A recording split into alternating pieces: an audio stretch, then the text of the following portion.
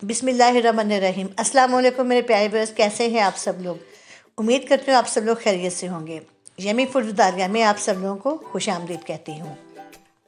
आज मैं आपके बच्चों के लिए बहुत ही मज़ेदार रेसिपी लेकर आई हूँ। बच्चे तो बहुत ही खुश होंगे और अम्मियाँ भी बहुत खुश होंगी, क्योंकि ये ज़ायक़त से भरपूर फ्रेंच फ्राइज़ हैं और इसे बच्चों को खिलाकर आप बिल्कुल बेफिक्र हो जाएंगे कि आज अच्छा उन्होंने मील ले लिया है।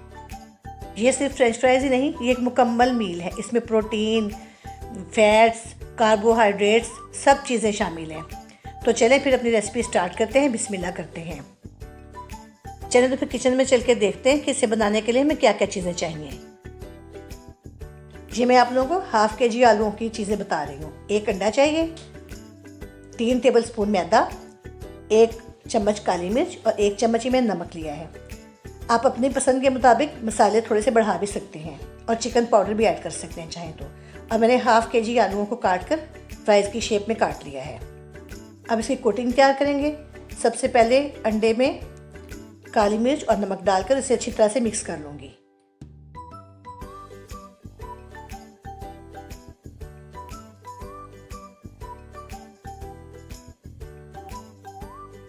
इसके बाद मैं इसमें आलू भी डाल दूँगी और उसके बाद साथ ही मैदा डाल दूँगी और इसे अच्छी तरह से मिक्स करूँगी ताकि मैदे का और जो हमने अंडे वगैरह डाले हैं इसमें नमक का अच्छी तरह से इस पर कोट हो जाए।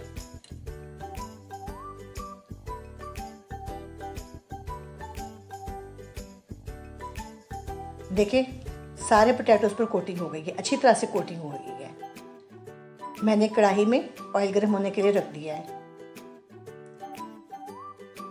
देखिए हर आलू पर कोटिंग है, कोई भी आलू नहीं बचा। ऑयल गर्म हो चुका है। अब मैं इसमें थोड़े थोड़े करके फ्राइज़ डाल दूँगी। बहुत तेज़ गर्म ऑयल नहीं करना आपने और ना ही ठंडा हो।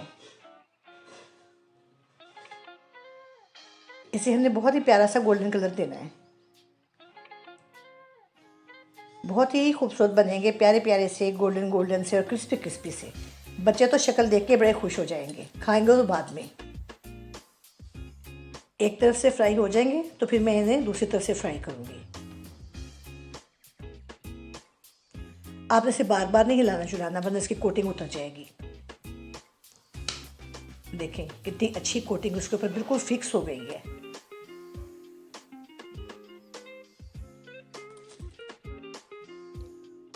बहुत ही प्यारा सा गोल्डन कलर आ चुका है। ऐसा सा कुछ इसका कलर है जैसे क्रिस्पी फ्राई चिकन का होता है, बिल्कुल उसी शेप में ये बने हैं। क्रम्स भी बिल्कुल वैसे ही बने इसके ऊपर। देखिए फ्राइज़ बिल्कुल रेडी हो चुके हैं और सर्व करने के लिए बिल्कुल रेडी हैं। तो चलें फिर सर्व करते हैं। मैं इसे टमाटो केचप के साथ सर्व करूँगी। आप चाहें तो चिली गार्लिक के साथ या इमली जिंजर के साथ किसी चीज़ के साथ भी इंजॉय कर सकते हैं। देखिए कितनी अच्छी फाइनल लुक आई है इसकी। देखिए अगर प्रोटीन फ्राइज़ की रेसिपी आप लोगों को अच्छी लगी हो और आपके बच्चों को भी पसंद आई हो तो प्लीज़ लाइक और शेयर कीजिएगा और मेरे चैनल को ज़रूर सब्सक्राइब कीजिएगा। तो इंशाल्लाह फिर मिलेंगे किसी बहुत अच्छी, बहुत ही मज़ेदार नई सी रेसिपी के साथ।